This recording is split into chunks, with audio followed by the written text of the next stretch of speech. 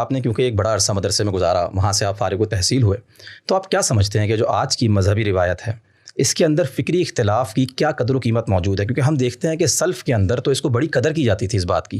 مثال کے طور پر آپ احناف کو دیکھیں، امام ابو حنیفہ کے جو فتاوی ہیں ان کی روشنی میں بے شمار ایسے فتاوی صاحبین نے دیے، امام ابو یوسف اور امام محمد نے، جو ان کے ساتھ آپس کے اندر میچ نہیں کرتے، لیکن آج حنفی فقہ بیشتر انہی کے اوپر اپنے فتووں کو جاری کرتی ہے. تو کیا آج آپ محسوس کرتے ہیں کہ جو ہماری اس وقت کی مذہبی روایت ہے اس میں بھی فکری اختلاف کو سراہا جاتا ہے اور لوگوں کو انکریج کیا جاتا ہے کہ ہاں بالکل آپ اختلاف کریں لیکن بنا استدلال کو واضح کیجیے؟ ہماری جو اس وقت کی مذہبی روایت ہے یہ ماضی کی مذہبی روایت سے بالکل مختلف ہے، اس لیے کہ بڑی بات کر رہے ہیں آپ. اس لیے کہ دین کا علم جو ہے وہ اختصاص کا علم تھا، اسپیشلائزیشن کا علم تھا.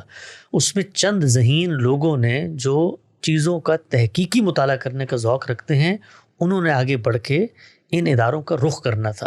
ٹھیک ہے. بر صغیر کے اندر جو معاملہ ہوا وہ یہ کہ آپ نے اس کو تعلیم بالغاہ کا ادارہ بنا لیا.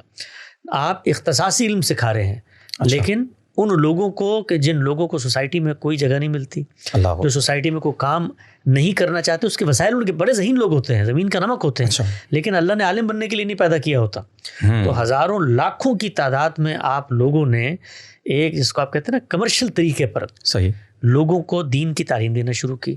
نہ ان کا وہ ایپٹیٹیوڈ تھا، نہ ذوق تھا، نہ مطالعے کا شوق تھا، نہ فکری پس منظر تھا. تو انہوں نے نتیجے کے اعتبار سے مقلدین محض ہی بننا ہے نا. تو اب وہ مقلد جو ہے جس کا اوڑھنا بچھونا، جس کا فکری سہارا، جس کا معاشی سہارا یہ ادارے بنے ہیں، اس کے اندر یہ کریج ہی نہیں پیدا ہوتی کہ وہ اپنے فرقے کے نہاد سے باہر نکل کے کسی بات کو سننے پر بھی آمادہ ہو. تو جو دینی فکر آپ کو اس وقت نظر آتی ہے جب میں غفیر ہے مذہبی لوگوں کا، جو مذہبی علماء نہیں، مذہبی علماء ان میں سے چند ہیں، اور وہ جو چند علماء ہیں واقعہ یہ ہے کہ ان میں اس وقت اس فکر کی اپریسیشن بھی پیدا ہو رہی ہے، اور جس وقت ان کو قامدی صاحب کی آراء پیش کی جاتی ہیں تو وہ ماضی کے اس علمی روایت سے چونکہ واقف ہوتے ہیں تو اس کے پس منظر میں رکھ کے اس کو دیکھتے ہیں. میں پھر ذکر کروں گا یہاں پر اپنے عزیز دوست مولانا عمار خان ناصر کا. اپنا میں خود یہاں سے انہی روایتوں سے نکلا، لیکن جب پس منظر کو پڑھا تو معلوم ہوا کہ یہ کوئی نئی بحث تو ہے ہی نہیں، یہ کوئی نیا اختلاف تو ہے ہی نہیں. یعنی وہ اختلاف ایک عام مقلد کے لیے بہت بڑا اختلاف ہوتا ہے، لیکن اگر آپ علم کی بحث میں کھڑے ہوئے ہیں تو اس سے بڑے بڑے اختلافات ہیں جو امت میں پیدا ہوئے، اور اس کی بنیاد پر آج امت دو دھاروں میں کھڑی ہوئی ہے. یہ شیعہ سنی اختلاف کو معمولی اختلاف تھا.